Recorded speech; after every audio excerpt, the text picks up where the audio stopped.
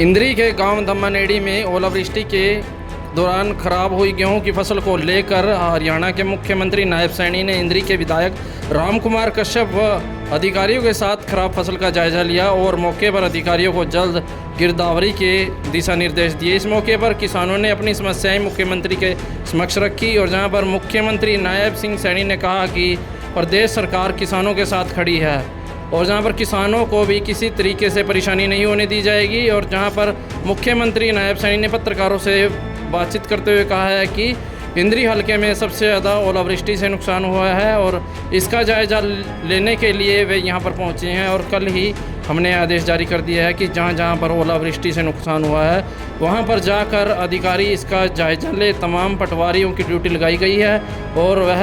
किसानों की फसल का जायज़ा लेकर जिसका नुकसान हुआ है तुरंत ही गिरदावरी करवा कर भेजें ताकि किसानों को उचित मुआवजा दिया जाए। और बहुत भारी नुकसान इंद्री हलके में हुआ है। उन्होंने कहा है कि पहले भी जहां इस प्रकार का नुकसान हुआ है सरकार ने मुआवजा देने का काम किया है और अनाज मंडियों में गेहूं की खरीद के बाद जे फार्म कटने के बाद भी किसानों के खाते में सीधे पैसे जा रहे हैं। पहले आई फार्म के बाद किसानों के खाते में पैसे जाते थे और इसके बाद अब सरकार ने जे फार्म कटने के बाद तुरंत ही किसानों को पेमेंट देने का प्रावधान किया है। उन्होंने कहा कि किसानों को किसी प्रकार की कोई समस्या ना हो इसके लिए सरकार गंभीरता से प्रयास कर रही है। मंडियों में व्यवस्था को लेकर इसके लिए भी अधिकारियों को उचित निर्देश दिए गए हैं। इस अवसर पर उनके साथ इंद्री के विधायक रामकुमार कश्यप, जिलाध्यक्ष योगेंद्र राणा आदि काफ़ी संख्या में बीजेपी नेता भी मौजूद रहे।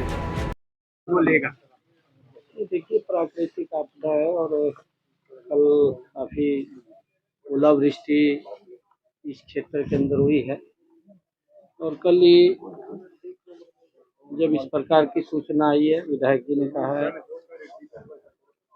ओलावृष्टि के कारण से किसानों का नुकसान हुआ है, हमने तुरंत ही जो हमारा क्षतिपूर्ति पोर्टल है उसको भी खोल दिया और एक एक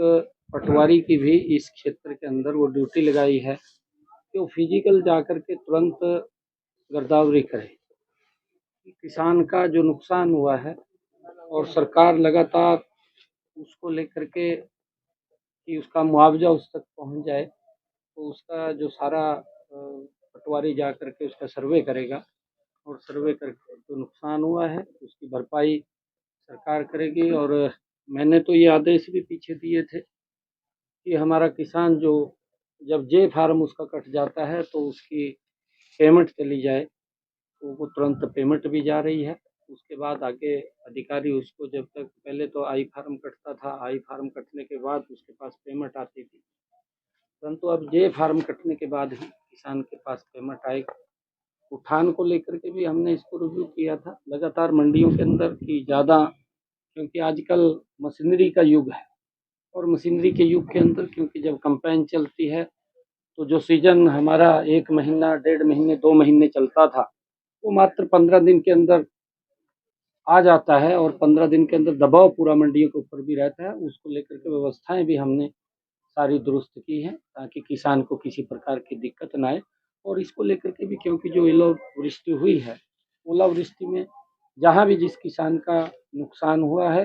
उसका मुआवजा उस तक पहुँचेगा। ये हमने अधिकारियों को भी तुरंत कल ही आदेश दिए थे कि क्षतिपूर्ति पोर्टल के ऊपर हमारा किसान को रजिस्ट्रेशन करे और उसके साथ साथ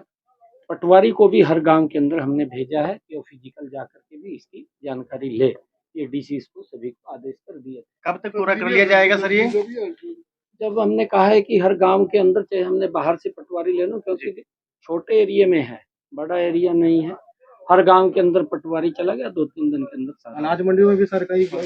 मैंने कहा है